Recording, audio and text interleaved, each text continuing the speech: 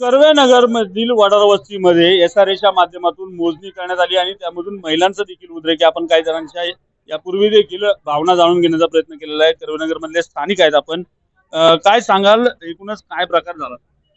सकाळपासून हे अचानकच सकाळपासून अचानक म्हणजे 100 पोलीस म्हणा ती मॅडम घेऊन सगळ्यांच्या घरी जाऊन नावं लिहून घ्यायची, मार्क लिहून घ्यायची, मार्क करायची। आपण पूर्वकल्पना कोणाला दिलीच नाही, नोटीस नाही, कोणाला काहीच नाही। मग पोलीस तिच्या बरोबर कशी काय आली? पोलीस जर इथल्या नगरसेवकांना माहित नाही, आमदारांना माहित नाही कुठली कल्पना त्यांना, मग ही पोलीस आली कशी काय वस्तीमध्ये? आणि वस्तीमध्ये येऊन अचानकपणे दंडीलशाही करून, आताचा काळ राहिलाच नाही दंडीलशाही।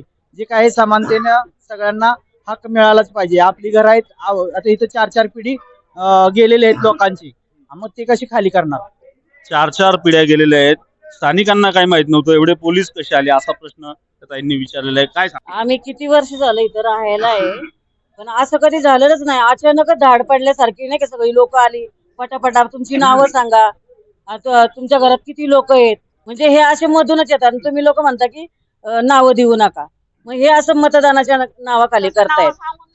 मतदानाच्या नावाखाली देखील सर्वे चालू होत आहे। माजी नगरसेविका वृषालीताई चौधरी आहेत। ताई, काय एकूणच घटनाक्रम हे कसं आश्वस्त केलं या लोकांना, काय?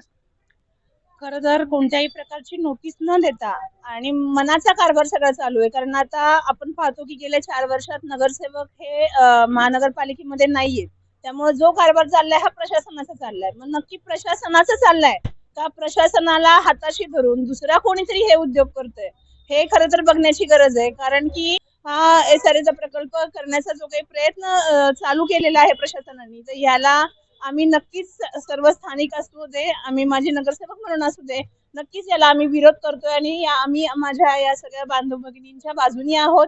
त्यांचं घर आम्ही त्यांचं मिळवून देणार, त्यांचं घर वाचवणार आणि कुणीही अशी दंडेलशाही करू शकत नाही। ही काही मोगलाई नाही, ही आपली संविधानाने डॉक्टर बाबासाहेब आंबेडकरांनी जो हक्क दिलेला आहे, त्यातलं हे जे स्वातंत्र्य आहे, व्यक्ती स्वातंत्र्य आहे, हे कुणीही हिरावून घेऊ शकत नाही। कोणीही दंडेलशाही करू शकत नाही, ही हुकुमशाही नाही, अशा प्रकारच्या भावना वृषालीताई चौधरी यांनी व्यक्त केलेल्या आहेत। आणि या नागरिकांच्या खांद्याला खांदा लावून आपण उभे आहोत आणि त्यांची घरं कुणी हिसकावू शकणार नाहीत, त्यासाठी आपण लढा देऊ, अशा प्रकारच्या भावना वृषालीताई चौधरी यांनी व्यक्त केल्यात। इतर महिलांनी देखील आपल्या भावना व्यक्त करताना त्यांचा संताप व्यक्त केलाय। त्यामुळे याची परिणिती कुठेतरी कडू याच्यामध्ये होईल आणि कोणाचा तरी पर्सनल इंटरेस्ट साठी हे केलं जात आहे का, अशी ही शंका वारंवार व्यक्त केली जाते। त्यामुळे यामागे कोणाचा पर्सनल इंटरेस्ट आहे असाही प्रश्न या निमित्ताने उपस्थित होताना दिसतोय।